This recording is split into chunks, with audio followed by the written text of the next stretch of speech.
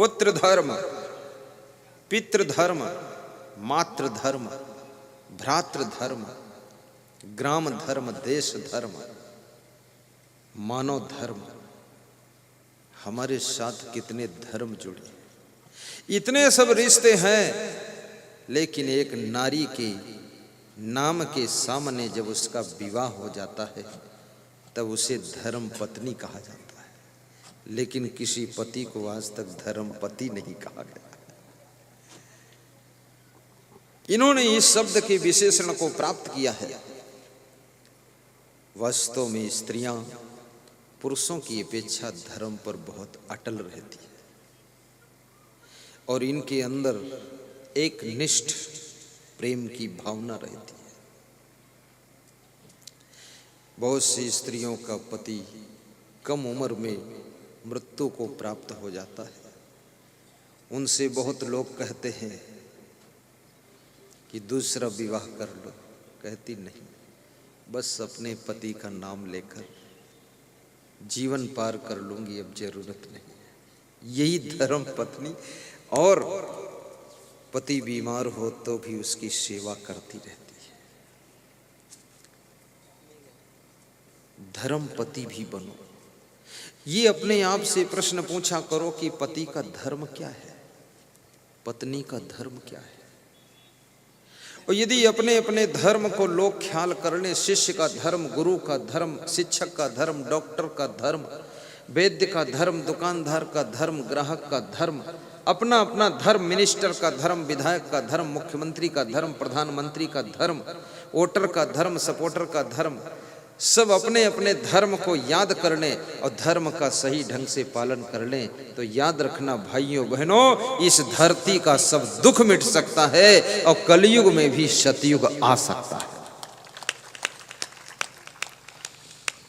हर चीज इस जगत की कुर्बान धर्म पर है, कुर्बान धर्म पर है। हर चीज इस जगत की कुर्बान धर्म पर है। धन मकान संपदा जी जान धर्म पर है, जी जान धर्म पर है। एक बारात जा रही थी, दामाद गाड़ी में बैठा था, दूल्हा। तो रास्ते में कुछ लोग बैलगाड़ी पर बैठे हुए रोते हुए आ रहे थे। तो उस दूल्हे के पिता ने अपनी कार गाड़ी को रोका। बारात के साथ 20-25 गाड़ियां और थीं, सब रुक गईं, क्योंकि दूल्हे की गाड़ी रुक गई तो सबकी रुक गई। दूल्हे का पिता उतरा और बैलगाड़ी के पास गया और बोला कि तुम लोग रो क्यों रहे हो। तो रोने वालों ने कहा कि हमारे पिताजी बेहोश हो गए हैं, बीमार हो गए हैं, हॉस्पिटल लिए जा रहे हैं, कोई साधन नहीं है तो बैलगाड़ी पर ले जा रहे हैं, रास्ते में ही कहीं इनकी मृत्यु ना हो जाए, इसलिए हम रो रहे हैं। तो जिसके बेटे का विवाह था उसने अपने बेटे से कहा कि बेटा तुम नीचे उतरो, आप अपने बीमार पिता को मेरी गाड़ी में बिठाओ और मैं हॉस्पिटल ले चलता हूँ। तो जितनी गाड़ियां पीछे थी, जीपें थी, कारें थी, वो सब असंतुष्ट होने लगे। तुम यार बीच में ये क्या लफड़ा बनाते फालतू। तो उसने कहा मेरे बेटे का विवाह तो 1 घंटे बाद भी हो जाएगा, लेकिन इस आदमी की जिंदगी 1 घंटे बाद नहीं बच सकेगी, इसलिए इस काम को पहले कर, ये मेरा मानव धर्म है। ले जाकर हॉस्पिटल में भर्ती कराकर, डॉक्टर को समझाकर, इलाज चालू कराकर, फिर गाड़ी लेकर आया, बेटे को बिठाकर फिर जहाँ बारात पहुँचनी वहाँ पहुँचा तो 2 घंटा लेट पहुँचा। तो वहाँ लड़की वाले भी नाराज कि ये क्या बात बवाल बनाते हैं, इतना सब परेशान हो गए खड़े खड़े यहाँ इनके इंतजार में। तो उसने कहा भाई शादी ना करना हो ना भी करो कोई बात नहीं, लेकिन हम अपना कम से कम इंसान का धर्म तो नहीं छोड़ेंगे। हमने सेवा किया। उस व्यक्ति का नाम नानक चंद वर्मा था, पाटीदार समाज का, डिस्ट्रिक्ट लखीमपुर खीरी, गोखला गोकर्ण नाथ का निवासी है। उसके घर इस साल वर्षा ऋतु में मैं पधरौनी भी गया था। अब बहुत ही मैंने कहा तुम कुछ राजनीति करते हो? बोले हम सबके साथ रहते, हम कोई कुछ नहीं ये करते, हम केवल सेवा करते सबकी। इतना सज्जन आदमी, बहुत ही दिल वाला। उसकी कहानी जब दूसरों ने सुनाई, कहा ये बहुत दयालु आदमी है और दया धर्म सबसे बड़ा धर्म है। स्वामी महावीर से किसी ने पूछा कि मैं क्या करूं धर्म के नाम पर, तो उन्होंने कहा कि दया पालो, यही सबसे बड़ा धर्म है। कबीर से पूछा कि सबसे बड़ा धर्म क्या है, तो कबीर ने कहा जीव दया और आत्म पूजा, कहीं कबीर धर्म नहीं दूजा। तुलसीदास से पूछा कि सबसे बड़ा धर्म क्या है, तो उन्होंने कहा दया धर्म को मूल है, पाप मूल अभिमान, तुलसी दया न छोड़िए जब लग घट में प्राण। चाणक्य से पूछा गया सबसे बड़ा धर्म क्या है, तो चाणक्य ने भी बताया नच धर्मो दया समः सांतुल्यम तपो नास्ति, न संतोष सात परम सुखम, न तृष्णा या परो व्याधि, नच धर्मो दया समः। दया के समान कोई धर्म नहीं। महात्मा बुद्ध से पूछा गया कि धर्म क्या, तो उन्होंने कहा सब जीवों पर करुणा करो, ये सबसे बड़ा धर्म है। सारे महान पुरुष दया को ही याद कर रहे हैं। मोहम्मद साहब से पूछा गया तो उन्होंने भी कहा बिस्मिल्लाह रहमान रहीम, ये रहम करना ही सबसे बड़ा धर्म है। रहम करो। अब रहम क्या चीज? रहम माने दया, दया माने रहम, करुणा माने दया। तो ये दया शब्द बड़ा महत्वपूर्ण है। और एक संत ने कहा है जिसके दिल में दया का खजाना नहीं, राम का नाम लेने से क्या फायदा, और दान का हाथ आगे बढ़ाया नहीं, खाली माला हिलाने से क्या फायदा। और जिसको मतलब है बस अपने आराम से, दूसरों की मुसीबत से क्या वास्ता, जिसने माता पिता की ना सेवा किया, उसको गंगा नहाने से क्या फायदा। माता पिता की सेवा का भी महत्वपूर्ण स्थान है। लेकिन यदि तुम साधु हो गए, महात्मा हो गए, सन्यासी बन गए, घर बार जिला प्रदेश छोड़ करके आप तपस्या में लग गए, माता पिता के पास में नहीं हो, तो माता पिता की सेवा कैसे करोगे? ये सवाल खड़ा होगा। मैंने अपने माता जी से कहा कि अब आपकी सेवा तो हम नहीं कर सकेंगे, हम तो सन्यासी बन के जा रहे हैं। तो उन्होंने कहा तुम जाओ, माता केवल मैं ही नहीं हूँ, दुनिया की जितनी माता है वो सब माता है, सबको ज्ञान दो, सबका स्वभाव सुधरे, यही सेवा है। खाली पानी पिलाने से कोई सुखी नहीं होगा, अमृत पानी पिलाओ जा करके, आदत सुधर जाए। बोले हम पानी खुद पी लेंगे, यहाँ जरूरत नहीं, और बच्चे हैं पिला देंगे। वास्तव में अगर गृहस्थ आश्रम में हो तो अपने हाथों से माता पिता की सेवा करो, उनकी सेवा की सेटिंग कर दो। तुम फ्री नहीं रहते हो, मान लिया दूर सर्विस है, तो कोई कर्मचारी को रखो सेवा में, अच्छी सेवा करे। और यदि साधु बन गए हो तो विश्व की करोड़ों माताओं को, करोड़ों पिताओं को, समस्त परिवारों को, समस्त नर नारियों को ऐसा ज्ञान का संदेश दीजिए कि वे ज्ञान के द्वारा अपने जीवन को मंगलमय सुखी बना सकें। ये बहुत बड़ी सेवा है, ये कोई छोटी सेवा नहीं है। क्योंकि मनुष्य ज्ञान से ही सुखी होगा।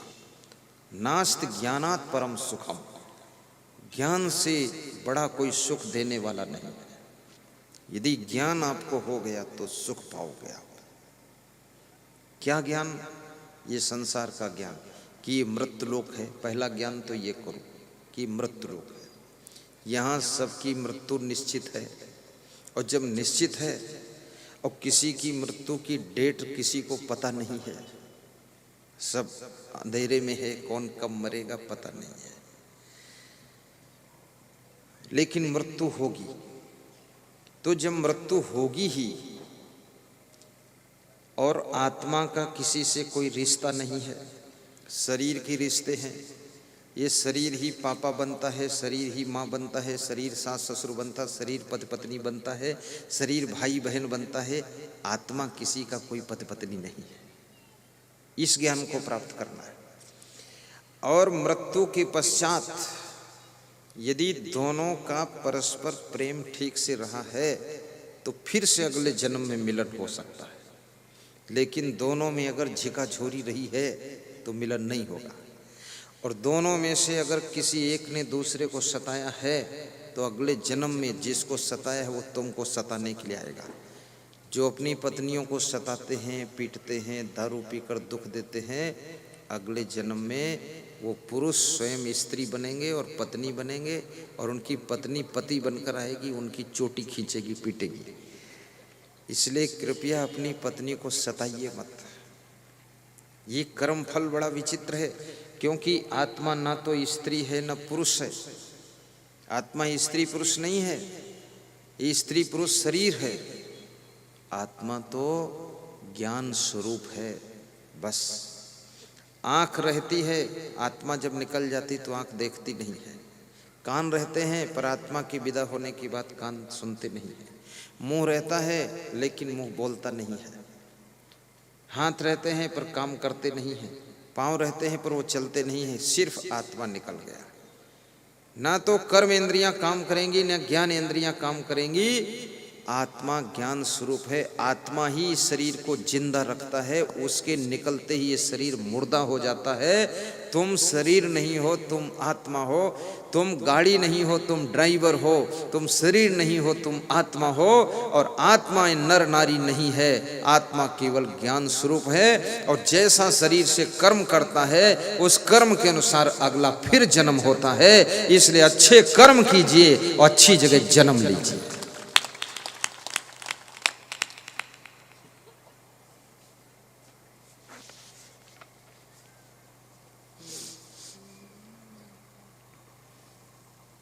ये है आत्मज्ञान।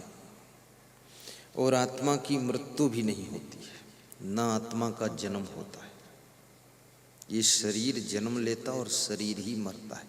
और संसार का ये सत्य नियम है, जो चीज बनती है वही मिटती है, जो मिटती है वही बनती है। जो जन्मती है वही मरती है, जो मरती है वही जन्मती है। जो मिट नहीं सकता वो बन भी नहीं सकता, जो बन नहीं सकता वो मिट भी नहीं सकता। ये विचित्र व्यवस्था है। और दो प्रकार की सृष्टि होती है, एक आर्टिफिशियल, दूसरी नेचुरल। जैसे पहाड़ वो प्राकृतिक सृष्टि, जंगल प्राकृतिक है, बगीचा ये कृत्रिम है, आर्टिफिशियल है। जिसको मनुष्य या कोई प्राणी, चिड़िया, जानवर बनाता है उसे आर्टिफिशियल कृत्रिम कहते हैं। और जिसको ये प्रकृति स्वयं बनाती है, जैसे ज्वालामुखी की लावा फूटना, जैसे सूरज, जैसे धरती, जैसे नदी, जैसे पहाड़, जैसे झरना, इसको आदमी नहीं बनाता है। ये कुदरत प्रकृति स्वयं अपने ढंग से इसको निर्मित करती है। जैसे धरती के नीचे कोयला, जैसे जमीन के अंदर सोना, जमीन के अंदर हीरा, जमीन के अंदर लोहा, ये सब बनता है। ये हम तुम नहीं बनाते हैं, ये प्रकृति स्वयं बनाती है। लेकिन प्रकृति बनाए और चाहे कोई प्राणी बनाए, किसी तरह से बनाई हुई चीज का विनाश निश्चित होता है। और जो चीज बनाई नहीं जा सकती है उसका विनाश भी नहीं हो सकता है। तो इस आत्मा को किसी ने बनाया नहीं, इसको किसी ने पैदा किया नहीं, इसलिए ये मिट सकता नहीं। और ये मिट सकता नहीं, मर सकता नहीं, तो ये जन्म ले सकता नहीं।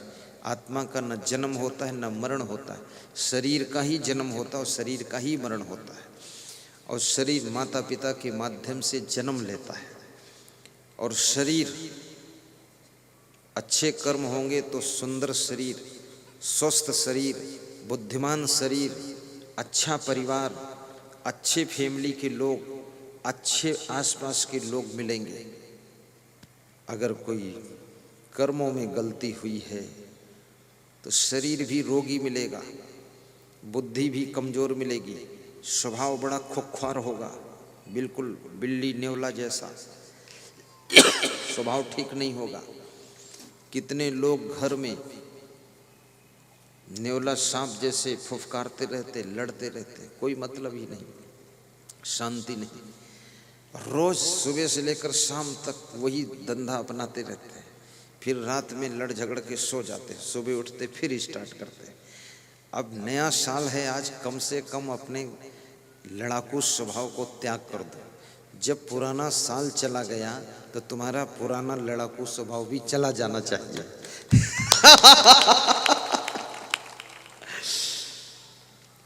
पुरानी आदतों को भी त्याग करो, विदा करो। पुराने साल को तो विदाई दे दिया आपने, और लोग लिखते हैं 9 वर्ष की मंगल शुभकामनाएं, तो इससे तो केवल कुछ होना नहीं है। पुराने साल की विदाई के साथ साथ तुम्हारी जितनी गलत आदतें हैं पुरानी, उनको भी त्याग करो। गुस्सा करने की आदत, बीड़ी पीने की आदत, सिगरेट पीने की आदत, दारू पीने की आदत, ताश खेलने की आदत, जुआ खेलने की आदत, पान पुड़िया तमाकू खाने की आदत, विमल केसरी खाने की आदत, इधर उधर तिकड़म करने की आदत, दिन रात टीवी में फिल्म देखने की आदत, दूसरे की बीवी देखने की आदत, ये सारी आदत छोड़ो। ये आदत अगर तुमने विदा कर दिया तो समझ लो नए साल में तुम्हारा प्रवेश हुआ है, अन्यथा वो पुराना ही ढर्रा फिर चालू हो। और जब पुराना साल चला गया तो हमारी पुरानी आदतें भी गलत गलत सब चली जानी चाहिए। 70 साल की उम्र हो जाए तो घर में बोलना कम चाहिए। बोलना है तो एक ही बात बोलो, अपने बेटे बहू का गुणगान किया करो, ऐसे कहा करो, बस मुझे ऐसी बुद्धि दे दो बेटे बहू का गुणगान करता रहो। गुणगान बहुत जरूरी है। गुणगान नहीं करोगे तो घर में शांति नहीं रहेगी। आप और गुणगान करना भी चाहिए। भगवान राम भी गुणगान करते थे, हनुमान जी की प्रशंसा राम बहुत करते थे। रघुपति कीन्ही बहुत बड़ाई, तुम मम प्रिय भरत ही सम भाई। हनुमान जी से राम ने कहा है कि तुम मुझे ऐसे प्रिय हो जैसे मेरा भाई भरत प्रिय है। कहाँ बंदर और कहाँ वो भरत जैसा सुंदर भाई, उसको बराबर बिठा दिया कि मेरे भाई भरत जैसे तुम मुझे प्रिय हो। अर्थात मैं जैसा प्रेम भरत से करता हूँ वैसा प्रेम तुमसे। अर्थात हनुमान जी को संकेत दिया राम ने कि मेरा भाई भरत तो अयोध्या में है, लेकिन वो भरत का रोल तुमको यहाँ अदा करना है, इसलिए तुमको मैंने भरत भाई की जगह पर बिठा दिया है। राम बहुत बुद्धिमान थे, इशारे में सब बता दिया उनको।